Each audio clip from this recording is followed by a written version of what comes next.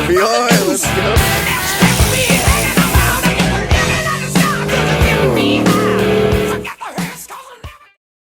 Today we're back working on this 1973 International Scout. Got it in polyester coat, which has been sanded down. The next step is to wipe it all down and to spray a primer coat on it. The primer coat will act as the base for the paint and seal everything down and give a nice base for the paint. We're spraying some wax and grease remover and any other dust or particles that are stuck to the surface, so we have a nice clean surface for priming. Just spray it on and then wipe it off with a nice clean dust-free rag. That gives you the best clean surface to work with. After we prime it, then that's going to get sanded, maybe even wet sanded. Nice fine grit. We'll probably start with 400 and then work our way to 600 grit, and that'll give a nice smooth surface that you won't be able to see the paint or the sanding scratches in the paint when it's painted. Especially important for metallic colors, as the metallics will go into the sanding scratches and you'll be able to see them through the paint. And even a few years after,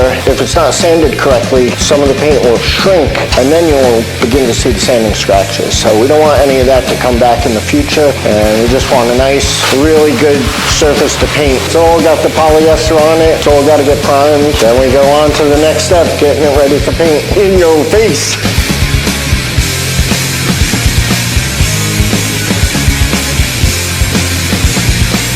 What's going on today? No, you gotta ask me what's going on today. What's going on today, Biggie? What's going on today, Biggie? Still working on the 64 C10 pickup. Touched on this a couple months ago. Working on the cab, putting this bare claw latch system in. Some of you may have heard of it. Replaces the factory funky latches that don't work well. It's more of a modern day latch. So we put this in, makes the doors close a lot easier. Here's the old latch setup. This truck happens to have the door poppers because the handles are shaved. So we take that out, cut out the door. That's where the old latch mounted, right?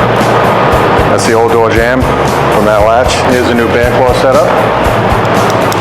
More of a modern day latch setup. It's pretty simple, primitive, simple. And what we do is we mold it into the truck. So they just give you plates to bolt on. It's a bolt on kit. But what we like to do is make it look like it was born on the truck.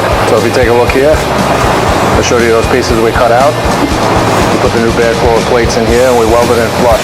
Make it like it was always there. Same thing here. They just give you a plate to bolt on. We do all of our adjustments and we weld it in, make it part of the jam. Come on to the other side. This side's pretty much done. Got the latch in there. Look in here, side of the jam.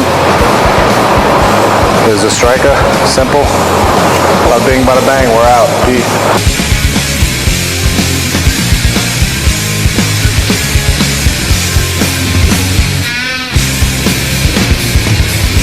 Alright, so we're going to pick up where we left off last time. We started to assemble the car. We put the door handles on, the door locks, the emblems, the window mechanisms been installed. We had the bumpers placed.